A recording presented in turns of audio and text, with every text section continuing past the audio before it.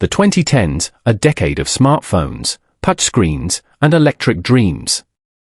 Car companies promised us the future, advanced infotainment, eco-friendly engines, and driver assist technology that would change everything.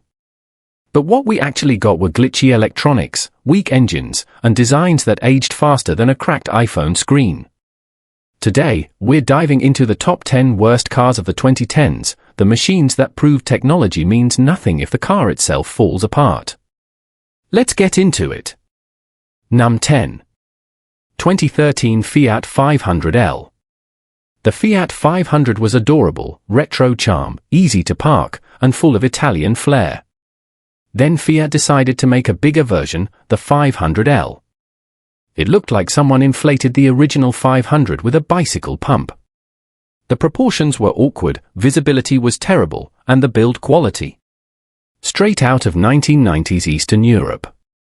Inside, the 500L's touchscreen infotainment was slow, glitchy, and froze randomly. The dual-clutch transmission was jerky, the turbocharged engine lagged like dial-up internet, and reliability was a disaster. Consumer Reports ranked it dead last in reliability for multiple years. Owners reported endless electrical faults, door seals leaking, and transmissions failing before 50,000 miles. Fiat returned to the US in 2011 hoping to rebuild its reputation, but the 500L destroyed it all over again. Num 9.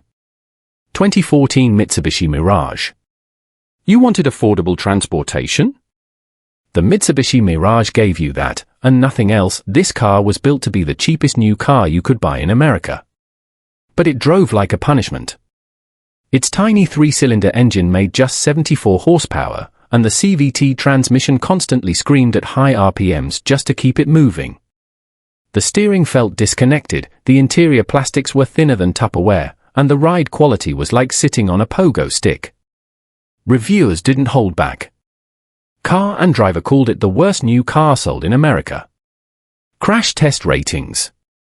Crash test ratings were poor, reliability inconsistent, and resale value non-existent. The Mirage proved one thing: there's cheap, and then there's Mitsubishi cheap. Num 8. 2013 Dodge Dart. When Fiat took control of Chrysler, they needed a global compact car fast. The result? The Dodge Dart. On paper, it sounded great: sleek design, optional turbo, touchscreen interior. But in practice, it was a total mess. The turbo engine suffered from poor low-end torque, the dual-clutch automatic was jerky, and build quality varied from mediocre to awful.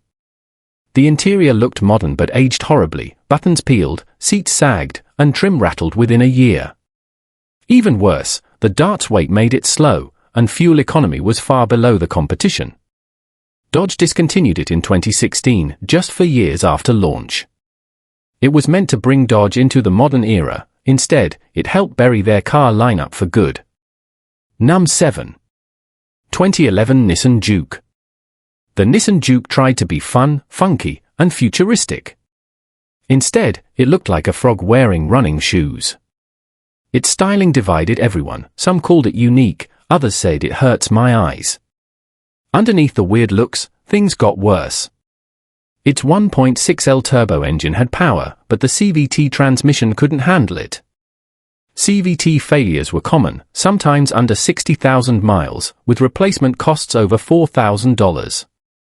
The cramped back seat, tiny cargo space, and cheap interior plastics didn't help either.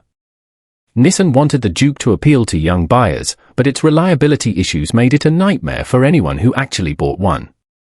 By 2017, Nissan quietly replaced it with the more normal-looking kicks. The Juke became a meme instead of a movement. Num 6. 2012 Jeep Compass. The early 2010s were dark times for Jeep. The Compass looked like a Jeep, but drove like a bad rental car. Built on a front-wheel drive economy platform, the Compass had none of the rugged capability Jeep fans expected. Its 2.0L engine was weak, the CVT was unreliable, and the interior felt like a plastic sandbox. Off-road? Forget it.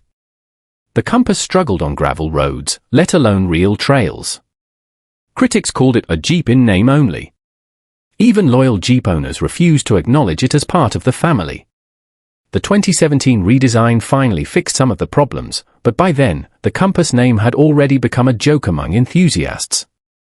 Num. 5. 2014 Cadillac ELR. The Cadillac ELR looked like a futuristic sports coupe, sleek, aggressive, and wrapped in premium materials. Underneath, though, it was basically a Chevy Volt that cost twice as much. For over $75,000, buyers got the same powertrain as the Volt, a 1.4L four-cylinder hybrid setup making just 157 horsepower. 0 to 60? Nearly 9 seconds. The ELR wasn't fast, wasn't practical, and wasn't efficient enough to justify its insane price tag. Cadillac tried to market it as a green luxury coupe, but most buyers just laughed and bought Teslas instead. Fewer than 3,000 were ever sold before Cadillac pulled the plug in 2016. The ELR proved that slapping a Cadillac badge on a hybrid doesn't make it cool. Num. 4. 2015 Chrysler 200. The Chrysler 200 was supposed to be a comeback story, a sleek midsize sedan to rival the Camry and Accord. Instead, it became the final nail in Chrysler's coffin. Its base 2.4L engine was underpowered, while the optional 3.6L V6 paired with a clunky 9-speed automatic that constantly hunted for gears. Interior space was terrible, rear seats were cramped, and visibility was poor due to the sloping roofline. To make things worse, reliability was awful, from faulty transmissions to failing electronics. Even Fiat Chrysler's own CEO, Sergio Marchionne, admitted the 200 was a terrible car. In 2017, Chrysler killed off the model entirely. Today, it stands as a reminder that bad design and worse execution can kill a company's car business. Num. 3. 2012 Fisker Karma. The Fisker Karma was supposed to be the future, a luxurious plug-in hybrid sports sedan that could take on Tesla. It looked stunning. But underneath that design was chaos. The Karma's 2.0L turbo engine, borrowed from GM, was unreliable, the electric range was poor, and the cooling system had major flaws that caused fires. Then, Hurricane Sandy destroyed hundreds of unsold cars in a flood, and Fisker's battery supplier went bankrupt. Within 2 years, the company collapsed, leaving owners with no support and dead batteries they couldn't replace. Despite its beauty, the Karma became a $100,000 cautionary tale about tech hype over real engineering. Num. 2. 2010 Toyota Prius. Before you panic, yes, the Prius is iconic and generally reliable. But the third generation, 2010 to 2015, had serious problems that dented its legendary reputation. Toyota pushed for better fuel economy, but cut corners in components. Head gasket failures became common after 100,000 miles, brake boosters failed prematurely, and the inverter systems overheated. Owners reported sudden loss of power and expensive hybrid battery replacements. Even though Toyota eventually improved things, the third-gen Prius showed that over-reliance on complex hybrid tech can backfire, literally. It wasn't a bad car overall, but it proved that even the best can stumble in the pursuit of smarter tech. Num. 1. 2015 Nissan Versa Sedan. At number 1, we have the Nissan Versa Sedan, the car that defined everything wrong with budget cars in the 2010s. It was cheap, yes, but it felt cheap in every possible way. Thin seats, zero insulation, clunky CVT, and an interior that looked straight out of a 1990s toy catalog. The 1.6L engine made just 109 horsepower, and acceleration to 60 miles per hour took over 10 seconds. Reliability? Terrible. The CVT failures were so bad Nissan extended warranties and faced multiple lawsuits. Crash tests showed poor structural integrity, and the ride quality was punishing. Yet Nissan sold tons of them, mostly to rental fleets and desperate first-time buyers. The Versa wasn't just boring, it was soulless. A car that existed because it had to, not because anyone wanted it.